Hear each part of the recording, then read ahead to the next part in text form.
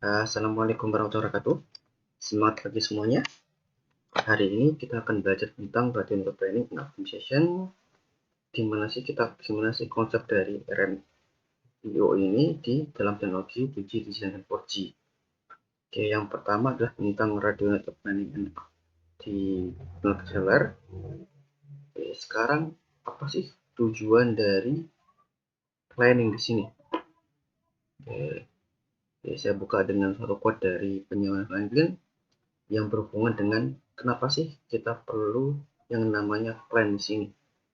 Kondisi adalah dari Benjamin Franklin, if you fail to plan, you are planning to fail. Jadi jika kamu gagal dalam merencanakan, bahasa kamu sedang merencanakan kegagalan. Oke, dari quote ini kita bisa tahu bahwa tujuan dari plan adalah kita want not to fail atau successful. Nah, berarti kita mau, kalau kita ingin sukses, berarti kita perlu plan di situ, perlu perencanaan. Bagaimana dengan di teknologi seluler, yaitu jika kita ingin memberikan jaringan yang dia bagus atau dia optimal, kita harus membuat plan tersebut. Gimana plan dari jaringan seluler akan kita bahas di bagian pertama hari ini. Oke, dalam perencanaan jaringan di seluler ini ada namanya coverage dan capacity planning, di mana punya sifat yang berbeda-beda, tapi tujuannya adalah gimana caranya jaringan ini bisa memberikan pelayanan yang maksimal dan bisa memberikan komunikasi yang dia selalu sukses. Makanya di sini saya ingin kalian paham tentang tujuan dari perencanaan. Dan ini juga saya berharap bisa kalian terapkan dalam kehidupan sehari-hari. Jadi kalau kalian ingin sukses, you have to plan it. Yang pertama adalah tentang coverage planning. Tujuan dari coverage planning adalah dia untuk mengcover area di sini.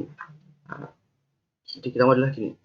Tujuannya adalah di sini kalau saya ingin mengcover area Purwokerto yang dia luasnya adalah 10 km, butuh berapa sel sih di sini? Makanya di sini yang langkah pertama adalah kalian harus tahu tentang limit calculation. Kemudian setelah itu output dari limit adalah dapat MAPL ini yang kalian sudah pelajarin. Dari MAPL tersebut kemudian kalian mengkonversi MAPL ini berada di jarak berapa sih, sehingga kalian membutuhkan namanya propagation model atau pemodelan fat loss.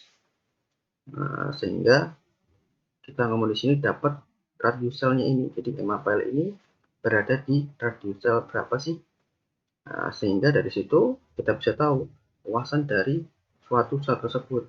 Ini adalah R, berapa sih luasannya sel tersebut.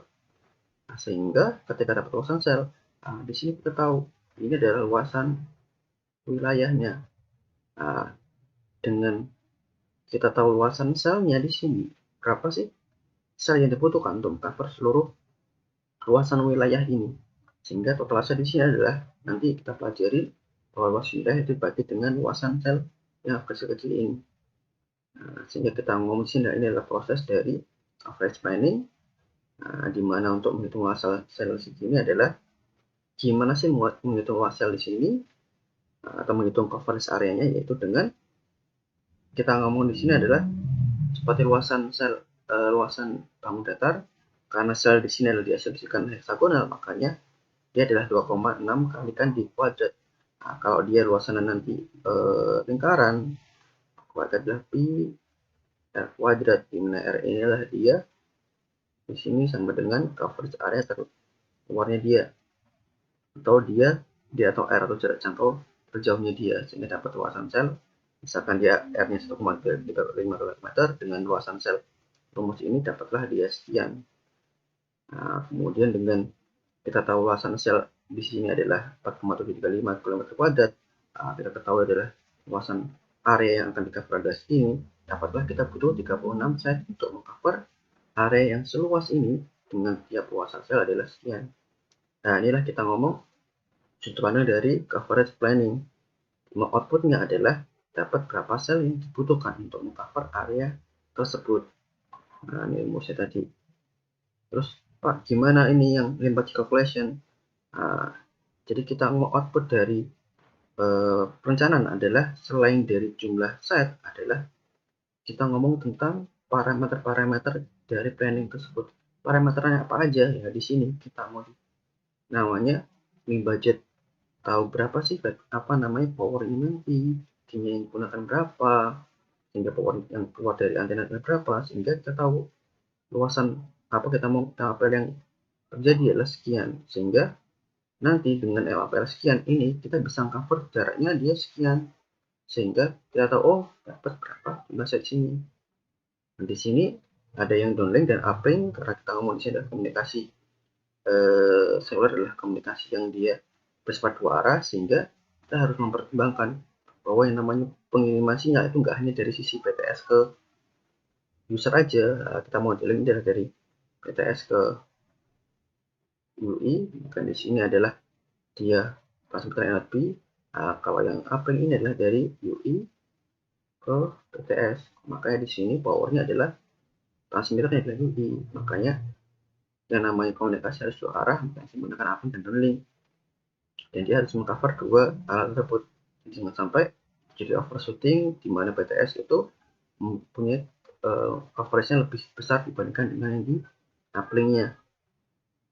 Oke, ini mungkin contoh soalnya bisa kalian apa namanya pelajarin dengan apa namanya limit sekian, kemudian kita sudah punya spesifikasi berapa sih apa namanya jumlah set yang diperlukan untuk mengcover tersebut. Oke, mungkin ini penjelasannya bisa kalian pelajari sendiri. Sudah lengkap. Nah, kemudian itu udah dari sisi coverage. Sekarang dari sisi capacity. Apa sih capacity? Kalau tadi coverage adalah berdasarkan luas wilayah, kalau di capacity planning adalah objeknya adalah user. Berapa sih user yang diperlukan? Kita ngomong kalau berapa sih yang diperlukan jika usernya 1 juta atau 5 juta. Biasanya yang coverage itu adalah untuk lebih ke arah deployment awal, kemudian kapasitas untuk pengembangan, misalkan untuk 5G nantinya ternyata untuk tahun 2021 2022 apa namanya kita akan fokus ke arah luas wilayahnya, kemudian setelah banyak usernya apakah yang namanya 10 sel di sini misalkan ya contohnya 10 sel ini cukup untuk mengcover area Purwokerto atau area Surabaya yang usernya selalu berkembang, karena kita ngomong namanya pakar itu pasti punya keterbatasan kapasitasnya. Maka di sini ada namanya capacity planning. Jadi berdasarkan kapasitas dia untuk menentukan berapa sih jumlah sel yang diperlukan agar dapat mencakup seluruh user, seluruh user. Agar hasilnya tujuannya agar tidak ada user yang blocking atau tidak mendapatkan layanan karena penuhnya traffic. Makanya di sini perlu merencanakan agar komunikasi dari sisi kapasitas. Yang pertama kita harus tahu tentang kepadatan pelanggan pengguna dengan cara user ini user potensial bagi luas daerahnya. Karena kepadatan makanya jumlah user bagi luas daerahnya. Forecasting user ini digunakan untuk memperkirakan jumlah penduduk atau user dari tahun ke tahun, karena fokus kita dalam planning adalah kita belum tahu secara realnya karena kita berencana. Nah, kita ngomong seperti kalian berencana mau masak nasi. Oke, berarti nasinya belum ada nih. Masih rencana, masih apa namanya? Kalau saya mau rencana masak nasi, apa yang harus perlukan agar bisa dapat nasi? Oh, butuh nasi, butuh beras, butuh air. Selain butuh air juga bahan-bahan, juga butuh ada perlengkapan. Selain juga tahu caranya. Hanya di sini kita ngomong di belajar di podcast di sini pun kalian harus tahu apa sih jumlah penggunanya, terus yang terjadi seperti apa. Oke, kemudian di tabel ini adalah contoh tabel perkiraan pertumbuhan pelanggan, sehingga kita tahu berapa sih jumlah user yang terjadi di tahun ke berapa ke N di sini. Kemudian metode yang digunakan untuk menghitung kapasitas adalah namanya overbid quantity. Jadi ini adalah rumusnya, dimana kita mau ada mu kalikan P kalikan D kalikan PHCA kalikan PW. Jadi PHCA di sini mungkin namanya adalah di kebutuhan pelanggan, P penetrasi pengguna, D adalah panggilan, PW adalah panggilan tiap lainnya. Di sini apa sih PHCA itu adalah PC hour call time. Jadi ini adalah berapa sih traffic paling tinggi dalam kondisi PC hour, atau dia banyak tertingginya. Dan di sini objek ini adalah seperti simulasi berapa sih traffic yang paling besar akan terjadi dalam kondisi PC hour dengan jumlah pelanggan sekian, dan nanti dari operator sudah memberikan target sekian dan PBTLA sekian, sehingga dapatlah objek ini. Jadi kita mesti ada segaris bawahi tiap layanan. Nah, kemudian dimensi WhatsApp ponselnya adalah dari kapasitas informasi tiap kanalnya atau kapasitas dari teknologinya dibagi dengan maksimal dari ini. Nah, sehingga dapat hasilnya sekian loh. Inilah kita mau WhatsApp ponselnya dia. Nah, sehingga dihasil adalah luas area layanan dibagi dengan WhatsApp ponselnya. Di sini contohnya, karena kita ngomong adalah planning, perencanaan, berarti kita harus memodelkan hampir seperti tadi yang di coverage ada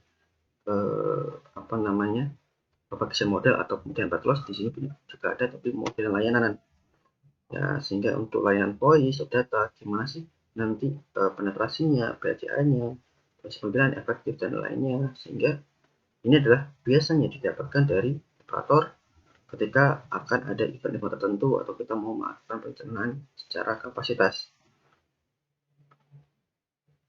Nah, ini contoh kasusnya sekian. Oke, dengan voice data seperti ini.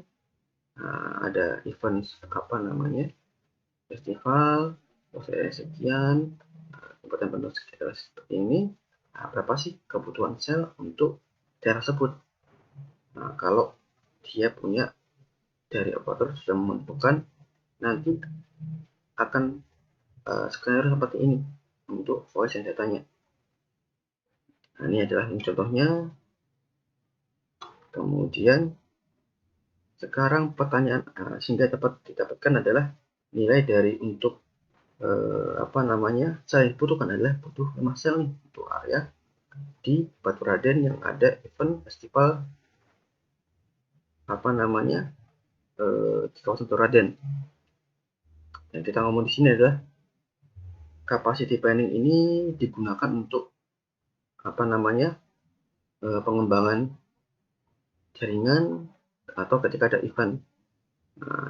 Misalkan event tadi ada festival atau event yang sangat banyak usernya nantinya, seperti Asian Games atau Olimpiade, atau ada konser yang memang nanti jumlah ada banyak usernya, atau pas tahun baru.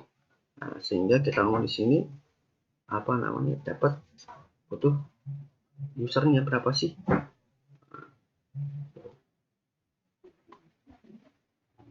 Oke, sekarang mungkin ini yang paling terpenting. Nah, sekarang dari segi perencanaan nih, apa sih yang membedakan fungsi perencanaan ini di 2G, 3G, dan 4G. Nah, jadi kita ngomong di sini adalah untuk coverage capacity itu hampir sama untuk 2G, 3G untuk teknologinya ini. Tapi apa sih yang membedakan? Nah, di sini adalah di 2G ini nanti ada namanya frekuensi planning.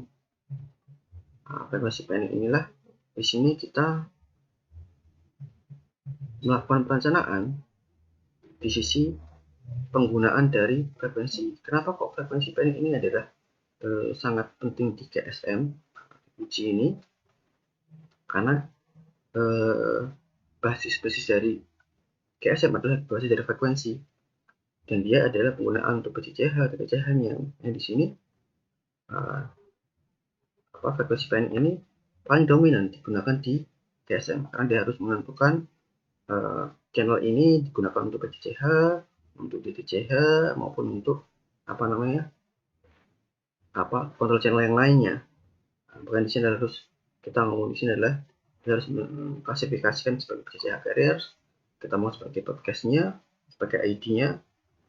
Nah, maka di sini misalkan sebuah atau mendapatkan public carrier dari sub channel melewat maka pembagian channelnya akan tambah di atas di sini.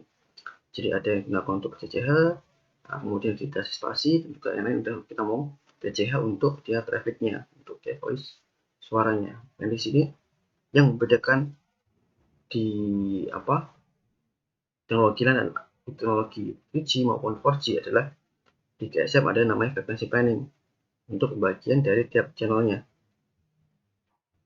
Dan di sini ada rulesnya seperti apa, di mana yang warna merah ini adalah PCCH, blue adalah dia PCH.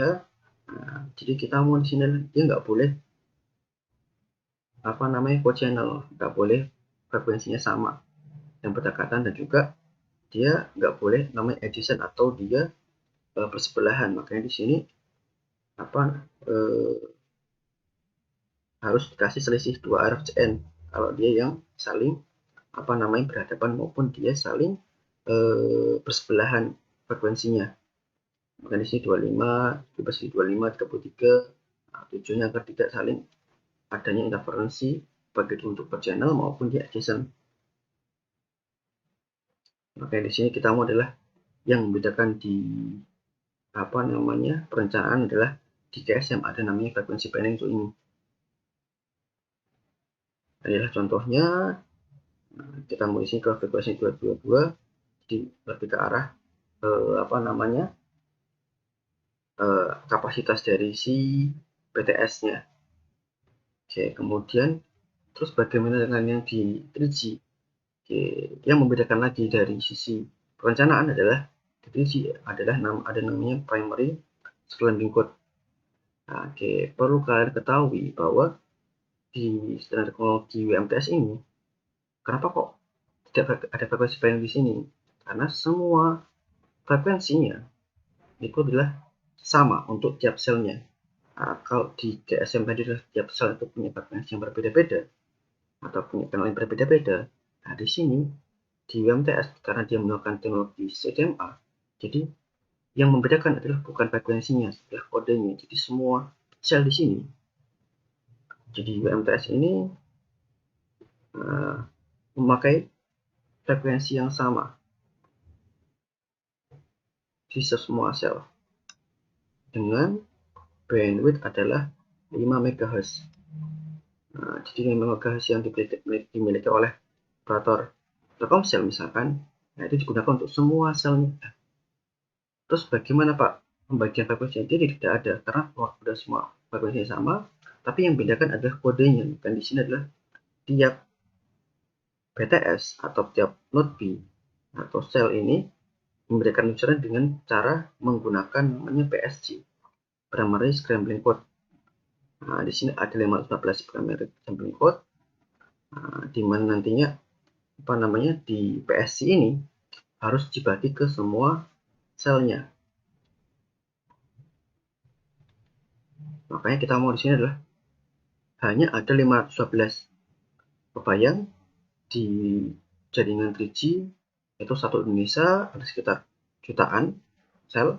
Nah, gimana caranya agar resource ini itu bisa dipecah untuk semua sel yang ada di Indonesia, sehingga dia tidak boleh ada yang namanya PSG yang yang sama dalam rentang yang berdekatan, karena dapat menyebabkan interferensi di sini. Nah, di sini jika terdapat PSG yang sama akan menyebabkan kegagalan dalam handover relation creation. Dan di sini adalah dia nggak boleh ada PSG yang berdekatan. Itu maka di sini ini adalah yang membedakan di sisi dari GMTS. Nah, seperti ini. Jika dalam subsetnya ada 3 intrasel atau 3 sektor, nah di sini harus diberikan selisih 8 scrambling code di sini. Nah, maka kita mau di sini ini adalah pentingnya kalian belajar tentang PSC planning, dan ini hanya ada di WMTS, dan semua teknologi WMTS baik di Indonesia maupun di luar negeri pun dia pasti menggunakan PSG. Kemudian bagaimana dengan yang di 4G? Nah, di sini hampir sama dengan di PSG, di MTS. Nah, kita mau adalah konsepnya sama. Jadi di sini di LTE ini adalah menggunakan frekuensi yang sama untuk semua selnya. Jadi tidak ada pembagian frekuensi.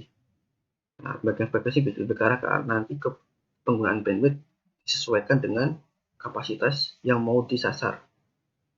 Tapi yang membedakan dari tiap selnya ada namanya PCI, Physical Cell ID. Di sini sebagai pengidentifikasi sel dalam ranah radio ya. Dan di sini harus direncanakan dengan baik. Karena kalau ada dapat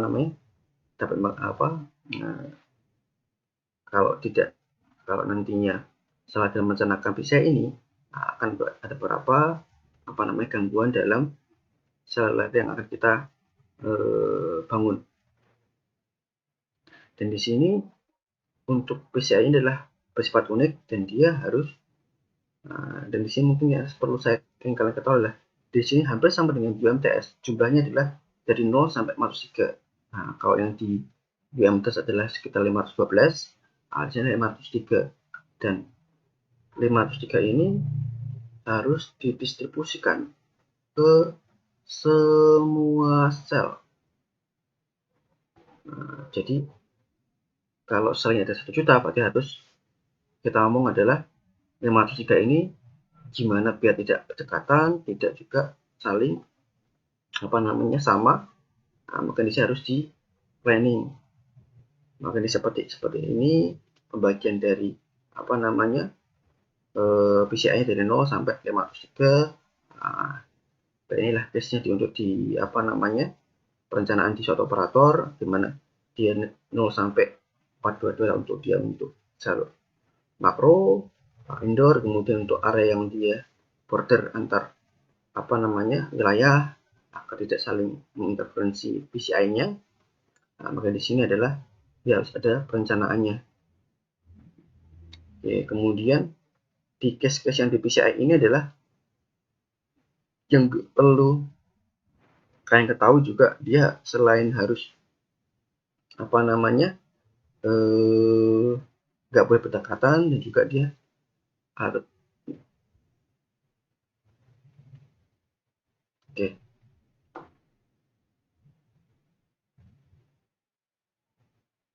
Kemudian untuk software planning, jadi kita ngomong di sini adalah output dari planning di sini adalah set data engineering atau kita mau N4, dimana kita tahu jumlah setnya, kemudian titiknya, kemudian parameter konfigurasi yang nanti akan disesuaikan dengan teknologinya dia.